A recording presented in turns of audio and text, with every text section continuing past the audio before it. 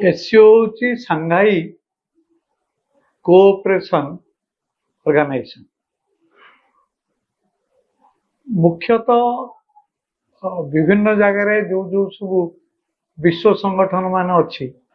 ता पछरे गोटे गोटे बड़ देश था। सांघाई एससीओ जो संगठन होइछि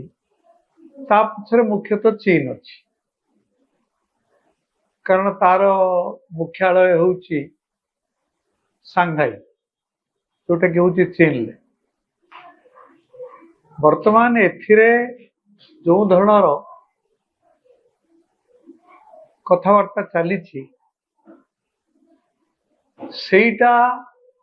गोटे आवश्यकता को पड़ी करा जाइछि बोली मु भाबुछि।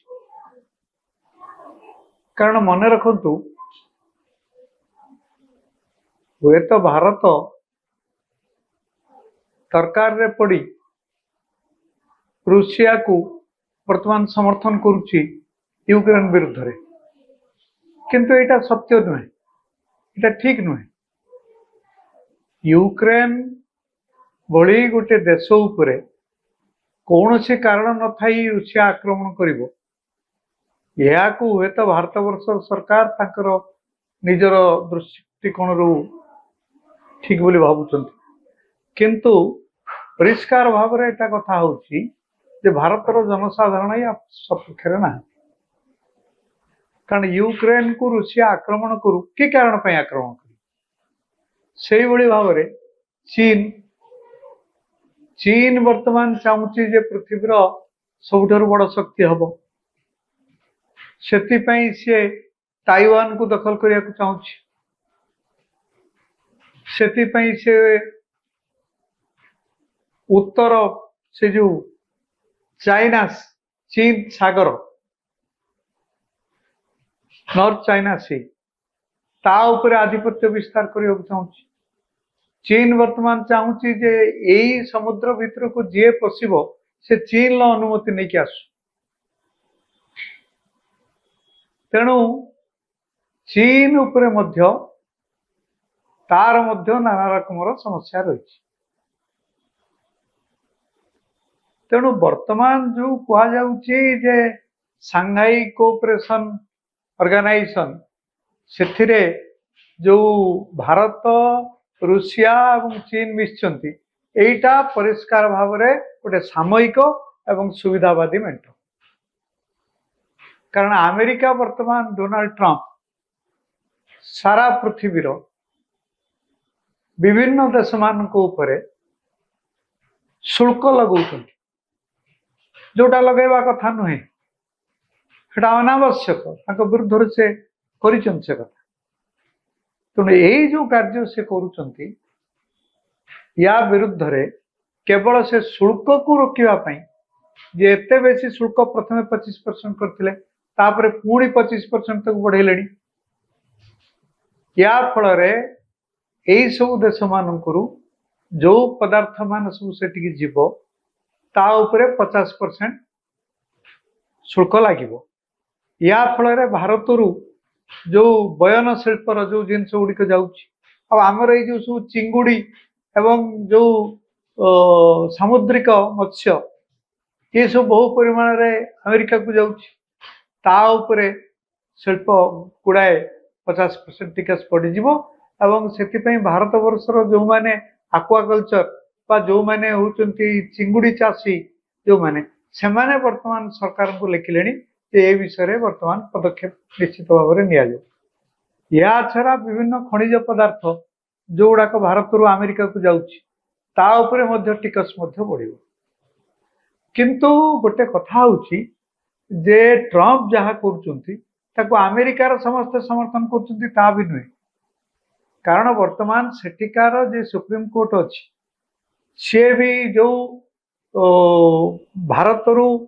जो माने बेआईन भाव रे जो माने सब जाइचंती सेठकु प्रवासी माने ताको जो जबरदस्ती से पठे दउचंती ताको मध्य बेआईन बोली सेठिकार अदालत माने घोषणा कर सारे। तेणु मोटामोटी भाव रे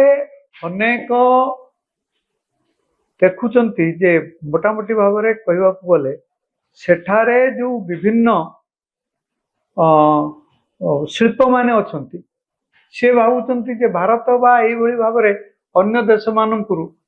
ଯୋଉ ଧରଣର ଲୋକମାନେ ଶ୍ରମିକ ମାନେ ପ୍ରଶିକ୍ଷିତ ଶ୍ରମିକ ମାନେ ସେଠାକୁ ଯିବେ ତା ଦ୍ୱାରା ସେମାନେ କମ ପଇସାରେ କାମ କରିବେ या फल अमेरिकार बहुत किसी लाभ हो एटा शिल्प माने भावुं किंतु ये भावुं आमर ट्रम्प भावुं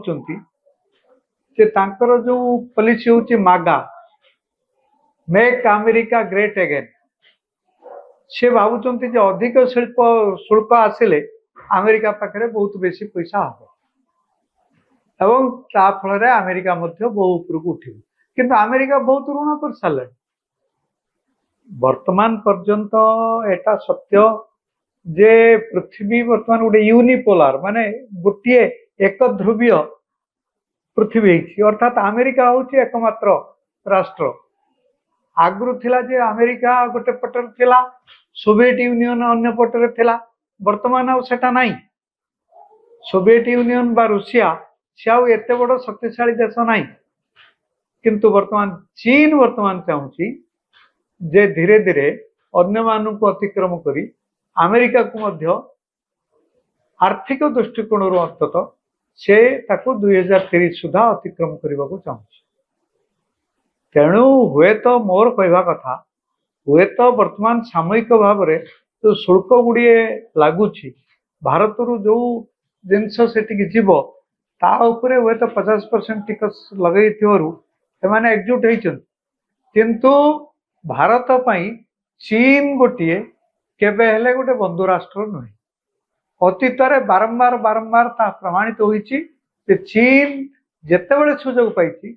से भारत वर्ष को मारे को चेष्टा कर कारण अंतत एशिया महादेश रे भारत हूँ गोटे बड़ शक्ति जे कि चीन हूँ गोटे मुख्य प्रतिद्वंदी से